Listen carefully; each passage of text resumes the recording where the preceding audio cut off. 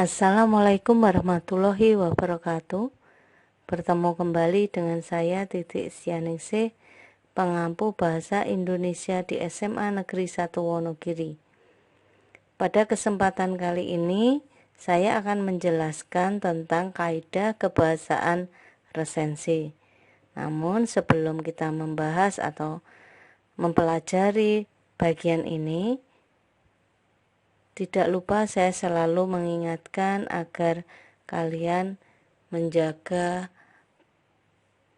kesehatan dan juga mematuhi protokol kesehatan.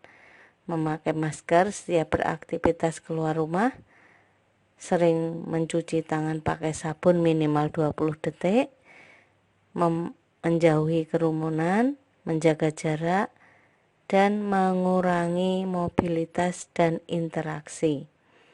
Baiklah, kita akan mempelajari kaidah kebahasaan resensi.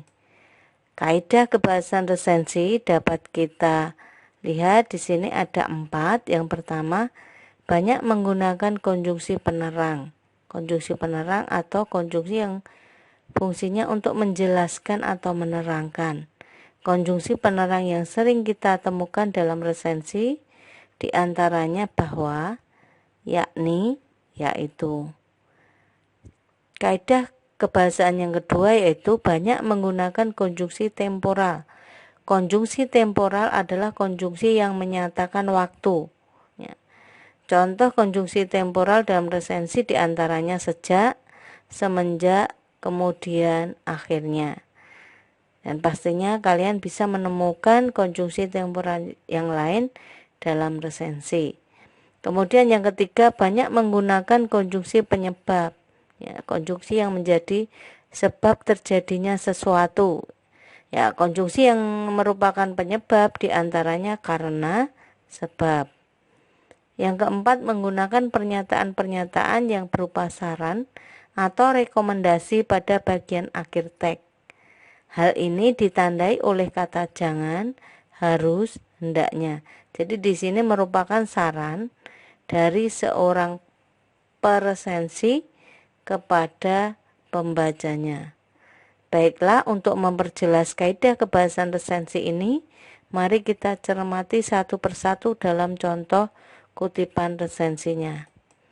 Yang pertama, konjungsi penerang.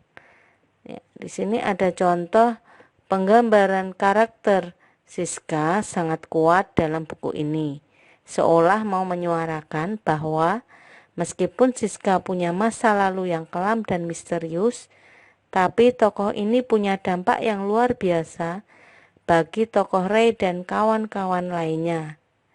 Alur penulisan pun sangat halus, sehingga tidak ada kesan loncat-loncat dari adegan ke adegan lain. Di sini jelas sekali kita temukan kata atau konjungsi penerang yaitu bahwa. Yang kedua, konjungsi temporal. Sampai saat ini, kisah Laila Majnun merupakan cerita yang paling populer di Timur Tengah maupun Asia Tenggara.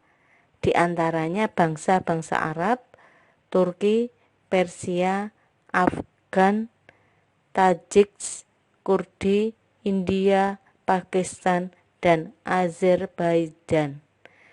Kepopuleran kisah ini memberi inspirasi banyak seniman, baik penulis, pemusik, maupun pembuat film, menciptakan beragam karya seni yang menggambarkan kisah kasih Laila Majnun. Di sini bisa kita temukan kata saat ini.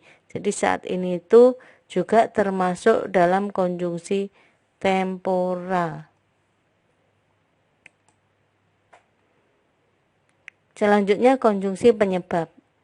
Meskipun karakter Siska terkesan kuat, namun sayangnya karakter ini tidak dimaksimalkan karena sepanjang novel penulis terkesan hanya peduli pada perasaan Ray. Padahal karakter Siska bisa lebih berpotensi apabila dikembangkan lebih banyak. Di sini tadi ada sesuatu yang menjadi penyebab. Dalam kutipan ini bisa kita temukan konjungsi karena. Yang keempat, saran atau rekomendasi. Meskipun judulnya seolah memberi kesan bahwa buku ini bisa dimengerti dalam sekali perjalanan taksi, tapi sebenarnya tidak semudah itu.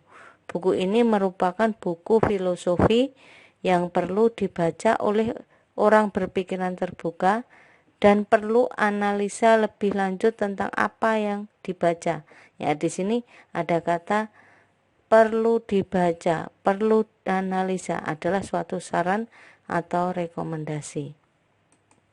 Demikianlah video tentang kaidah kebahasaan resensi. Semoga video ini bermanfaat dan jangan lupa subscribe agar kalian mendapatkan video pembelajaran terbaru dari saya. Akhir kata, wassalamualaikum warahmatullahi wabarakatuh.